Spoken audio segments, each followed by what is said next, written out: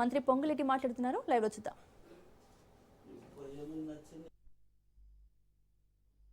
అనేక అంశాల మీద నిర్ణయాలు తీసుకోవటం జరిగింది. ప్రధానంగా రాష్ట్రంలో ఉండే ఉద్యోగస్తులు, అదే రకంగా పెన్షనర్స్ ఎవరైతే సుమారు ఉద్యోగస్తులు పెన్షనర్స్ కలిపి 7,56,000 మంది ఉన్నారు. ఈ 7,56,000 మందికి సంబంధించి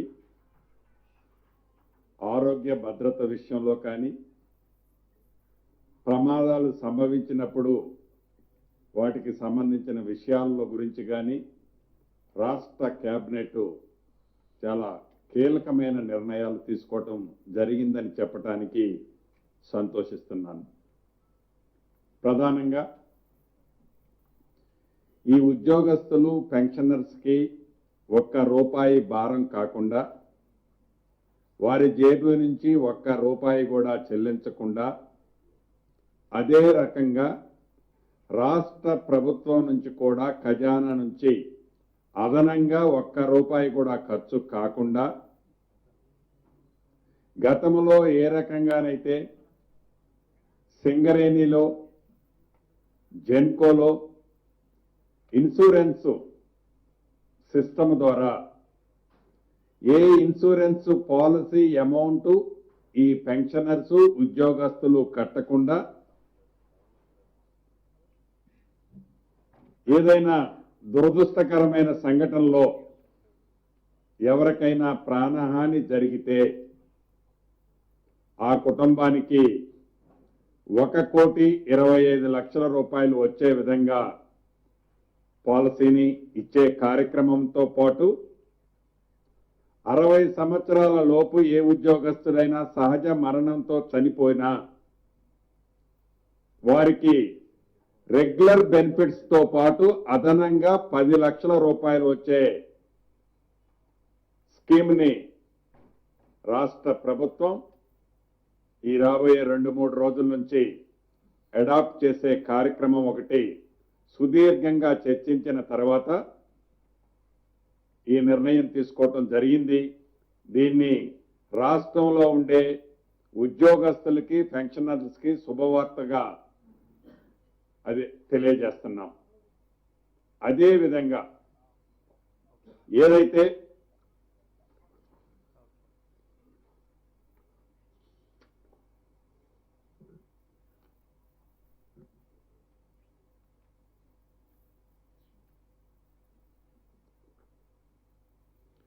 రెండో విషయం క్యాష్లెస్ ఎంప్లాయీస్ హెల్త్ స్కీమ్. దీని ద్వారా రాష్ట్రంలో ఉండే 3,56,000 మంది రెగ్యులర్ ఉద్యోగస్తులు, అదే రకంగా 2,88,000 మంది పెన్షనర్స్, వారి కుటుంబ సభ్యులు అందరూ కలిపి 17,07,000 మంది సభ్యులకి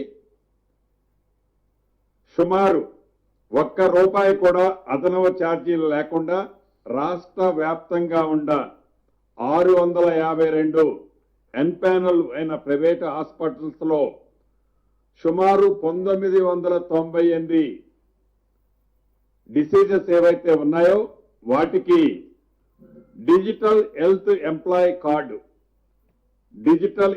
ఎంప్లాయీ కార్డు అందించడం జరుగుతుంది. దీని ద్వారా రాష్ట్రంలో ఉద్యోగస్తులు, పెన్షనర్స్, వారి కుటుంబ సభ్యులందరికీ ఈ రాబోయే 2-3 రోజుల నుంచి ఏ హాస్పిటల్లో ఏదైతే 652 హాస్పిటల్స్ ఎన్పానల్ అయి ఉన్నాయో ఆ హాస్పిటల్స్ లో 998 డిసీజెస్ కు సంబంధించిన దాంట్లో ₹1 కూడా వారి నుంచి ఛార్జీ లేకుండా, మళ్ళా వారికి తిరిగి హాస్పిటల్లో చెల్లించే కార్యక్రమం లేకుండా ఈ హెల్త్ కార్డు సిస్టమ్ ద్వారా వారి బేసిక్ పే ఏదైతే గతము నుండి ఉద్యోగస్తులు అడుగుతున్నారో వారి బేసిక్ పే నుంచి 1.5% ఏదైతే ఒక ట్రస్ట్ కాన్స్టిట్యూట్ చేసి ఆ ట్రస్టులో ఈ 1.5%ని పోలరైజేషన్ చేసి దానితో పాటు రాష్ట్ర ప్రభుత్వం కూడా ఈక్వల్ అమౌంట్ని ఆ ట్రస్ట్కి పంపు చేయటం జరుగుద్ది.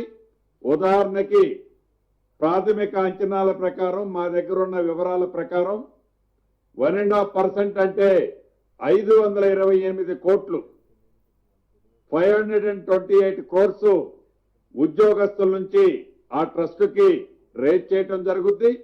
సైమల్టేనియస్ గా అదే పద్ధతిలో రాష్ట్ర ప్రభుత్వం నుంచి కూడా 528 కోట్లు ఆ ట్రస్ట్కి జమ చేసి రమారమి 1,056 కోట్ల రూపాయలతో ఆ ట్రస్ట్ని రన్ చేస్తూ దానికి చీఫ్ సెక్రటరీ గారు సభ్యుల సమక్షంలో వారి ఆధ్వర్యంలో ఆ ట్రస్ట్ని రన్ చేస్తూ భవిష్యత్తులో ఈ మధ్య ఏదైతే కొన్ని పేపర్లు ఉద్యోగస్తులకి ఎల్ఓసి ఇయ్యని కారణంగానో వారి ఫండ్ రాలేదన్న కారణంగానో రిటైర్డ్ ఎంప్లాయీస్ కి ప్రాపర్ గా పేమెంట్ ఇవ్వని కారణంగానో కొన్ని దుర్ఘటనలు సరిగా అన్నది కేబినెట్ లో కూడా డిస్కషన్ వచ్చింది.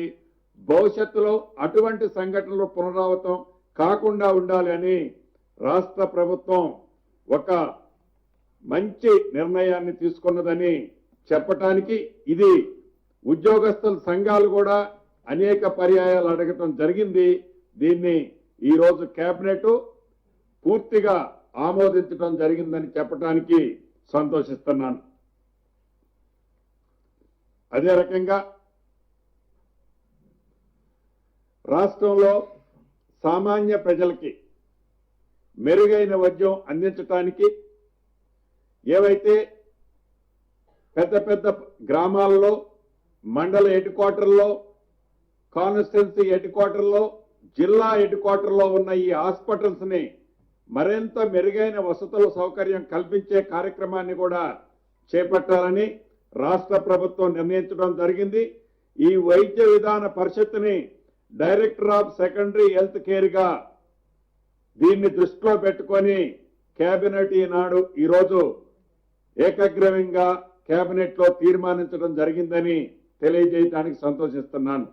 దీనివల్ల గ్రామీణ ప్రాంతంలో అదే రకంగా జిల్లా హెడ్ క్వార్టర్లో మెరుగైన వసతులతో కూడిన లేటెస్ట్ ఎక్విప్మెంట్స్ తో కూడిన హాస్పిటల్స్ ని రాబోయే కాలంలో సామాన్య ప్రజలకి మెరుగైన వైద్యం ఈ ప్రభుత్వం అందించాలనే దృఢమైన సంకల్పంతో డబ్బు ఎంత ఖర్చైనా పర్వాలేదు అని రాష్ట్ర ప్రభుత్వం దీని మీద ఈ రోజు నిర్ణయం తీసుకోవడం జరిగింది. తప్పకుండా దీనివలన మెరుగైన వైద్యం గ్రామీణ ప్రాంతంలో పట్టణ ప్రాంతంలో ఉన్న ప్రజలకు కూడా అందుద్దని తెలియజేయడానికి సంతోషిస్తున్నాను. అదేవిధంగా ఏదైతే వైద్య ఆరోగ్య శాఖ మంత్రి గారు దామోదర్ నరసింహ గారి ఆధ్వర్యంలో వారి చైర్మన్ గా ప్రభుత్వ సలహాదారులుగా డాక్టర్ నోరి దత్తాత్రేయ గారు అదే రకంగా డాక్టర్ శ్రీనాథ్ రెడ్డి గారిని ఆల్రెడీ గతంలోనే అపాయింట్ చేసుకోవడం జరిగింది. చైర్మన్ గా దామోదర్ రాజనరసింహ గారి ఆధ్వర్యంలో వీరిద్దరితో పాటు అదనంగా ఇంకొక 2 ఆఫీసర్స్ తో ఒక అత్యున్నత కమిటీని కూడా ఏర్పాటు చేసి మెరుగైన కాంక్రీటెడ్ ప్రపోజల్స్ తో ఒక ప్రపోజల్ ను కూడా హెల్త్ సెక్టార్ లో తీసుకురావాలని ఈ రోజు కేబినెట్ నిర్ణయించడం జరిగింది. తప్పకుండా ఈ దీర్ఘకాలిక వ్యాధులు ఏవైతే ఉన్నాయో ప్రధానంగా క్యాన్సర్ లాంటి దాంట్లో డాక్టర్ దత్తాత్రేయ గారు ఫేమస్ అన్నది మీ అందరికీ తెలుసు. అటువంటి వారి సూచనలు సలహాలు కూడా తీసుకొని రాష్ట్ర ప్రజలకి మెరుగైన సేవలు ఏదైతే మేజర్ డిసీజెస్ తో సామాన్య ప్రజలు పేదవారు ఇబ్బంది పడుతున్నారో వారికి మెరుగైన సేవలు వీటి ద్వారా కలుగుద్దని కేబినెట్ ఆలోచించి ఈ నిర్ణయం తీసుకోవడం జరిగింది. అదే రకంగా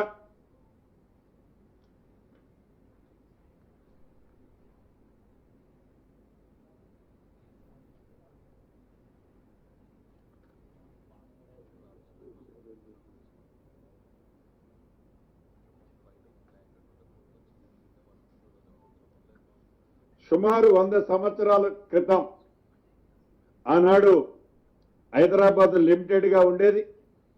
ఈ ఉన్న హైదరాబాద్ లిమిటెడ్ కి నియరెస్ట్ లో ఉన్న అటు మంజీరా కానీ ఇటు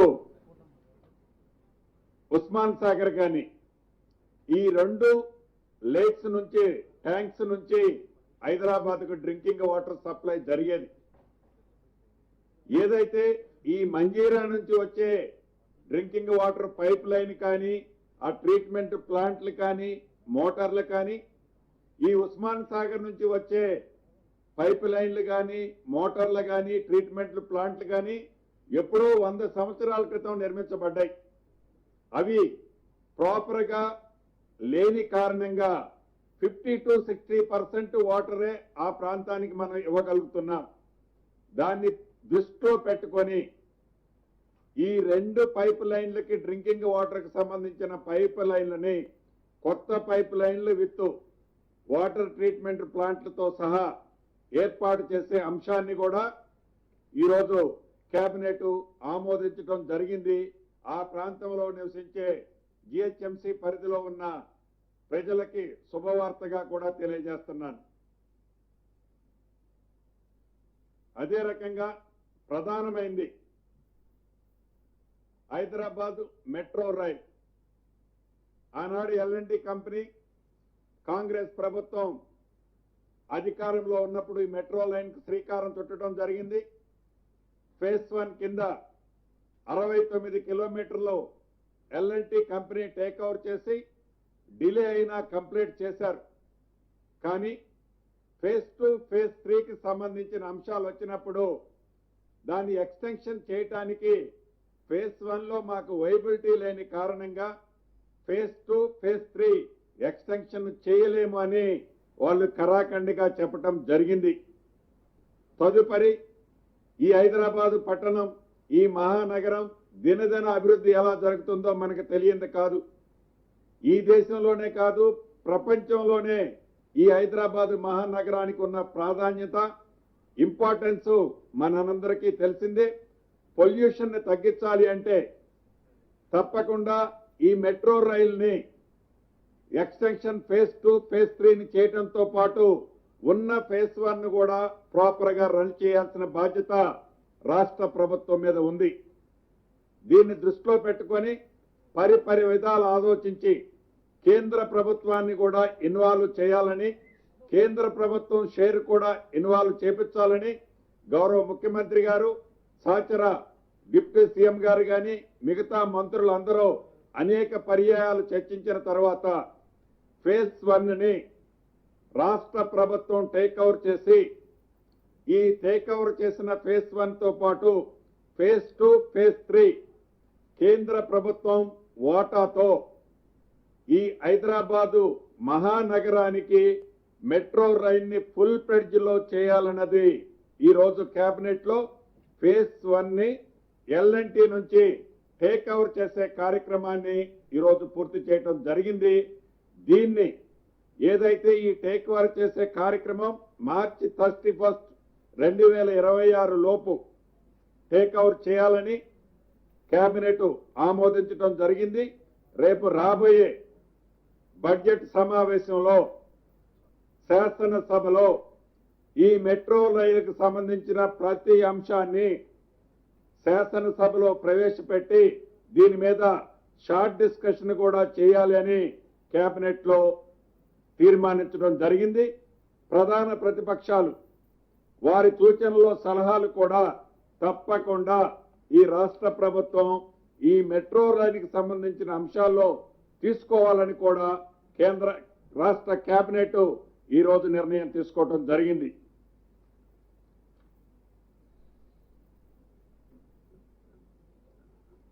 ఇప్పటికే